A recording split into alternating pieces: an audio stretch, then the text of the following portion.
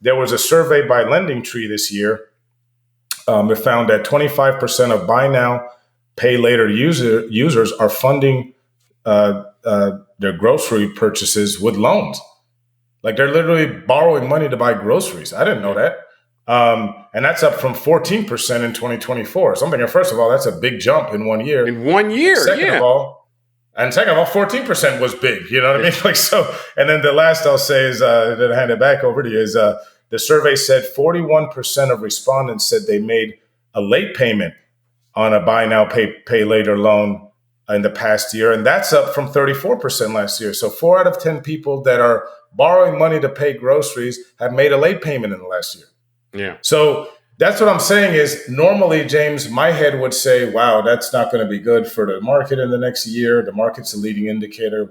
This kind of stuff is the stuff I saw in 2006, 07, leading into the crash in 08. These stats where Americans were hurting, delinquencies on credit cards and auto loans going up. So that means we should be entering a recession.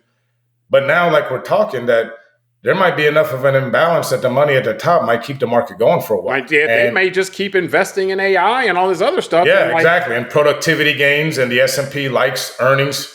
To show, that they're not, the earnings look good because we're not spending on labor, all that. So, yeah, man.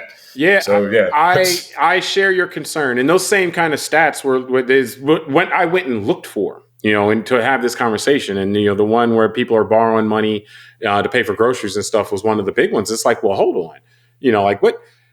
Something's going wrong here. And what I see, though, really is that it's a continual creep. It's about, and we talk about wealth disparity, and people a lot of times talk about that or think about that, and it's like, oh, you're talking about people with that are just poor, or people that need assistance and all this other stuff. And that's not what I'm talking about at all. I'm just talking about the design of the system. And is the design of the system one that will give people more of a fair shake? If you want to put it in Teddy Roosevelt terms, give people a square deal. Whereas you work hard, then the society is set up in a way that you work hard, you have a job, you work hard, then you can, afford somewhere to live, you can afford something to eat, and you can, raise your kids and so forth. Do we have something like that set up? Or is the system being set up in a way that's more predatory? Where it's like the people who have stuff now are actually setting up the system in a way to prey on the people who don't. And so when you look at payday loan, or when you look at borrowing money to pay for groceries, that's like, hey, in order to eat, you're going to have to pay me a VIG. You're going to have to pay me interest in order for you to eat. And that's going into the exploitative thing. We've already seen this change from a education standpoint. Like we saw where, if you go back, a number of decades, the idea of that you should be able to get a college education without taking on a bunch of debt was one that prevailed in the United States.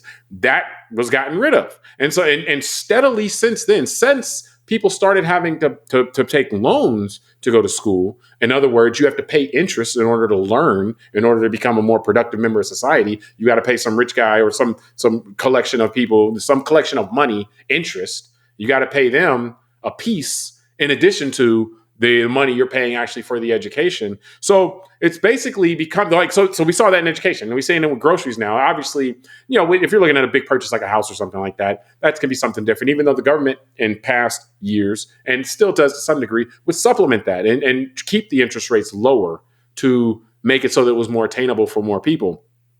Basically, what we're setting up here, and what I'm concerned about, is you have this system that is being continually expanded, where it's like, if you are a working person, then in order to do anything, you got to pay the wealth class a piece. You got to pay them interest on anything. Whether you want to go to school, pay them a piece. You want to eat dinner, pay them a piece. Any of that stuff. And so, like, to me, that seems like we're allowing ourselves to just be in this exploitative system, and that won't make the stock market go down. That's not going to be picked up by that. So that, like, we might be looking at the wrong things in order to see how our system is actually getting turned on us. Yeah, I think that's so. You made a very good comment, which I want to stay on, which is the word predatory, and I think that that's very accurate. I think that the type of government we had prior to the New Deal also behaved very similar in the late 1890s. like you said, up until Teddy Roosevelt, that really was about exploiting Americans, exploiting the American worker, exploiting, think about the Smedley Butler, right? He wrote about his time in the Philippines in the Spanish-American War, that he basically said, war is a racket. We were just used as the muscle for these wealthy oligarchs, basically, who had all these dreams of going around the world and siphoning all these commodities to refine them and sell them back to people, right? And so I think you're onto something, James, because what you're really talking about is going from a system of a more democratic system that we've had to a more feudal system. And so and what does that mean is that means that in what you're saying in terms of debt, right? And that we got to kind of pay a vig, so to speak, to be able to live, means that basically we have a modern version of an indentured servitude in many ways. And I know to me that would have sounded conspiratorial coming out of my own mouth just like 10 years ago. But I've been forced to look at the system in a certain way and say, yeah, this is really how it is. And all you were talking, it made me realize that I'm going to go back to the New Deal. It's what the New Deal offered Americans as something different, and why it created the largest middle class was because it was an example of a public-private partnership about this stuff, and it was a non-predatory way to deal with the population. So, for example, the GI Bill is a great example. You serve your country in the military. Number one, people in World War II, we got 10 million GIs came back, got college educations, all that kind of stuff. So by the time you and I are born in the 70s, 30 years after the war, those over 10 million Americans had degrees that didn't have them before and didn't have an opportunity during the Great Depression and prior. And so what did that mean? We had a more educated country, higher literacy rates, people that were in positions to start businesses, all that. Think about something like Section 8. Is not just a handout to people in the hood. You know how many multimillionaires since the 1970s were created in the real estate world because guys like me and you that work hard could go buy a single family home or a duplex, put somebody in there on Section 8, the government will subsidize it, but it creates an entrepreneur class, people like us.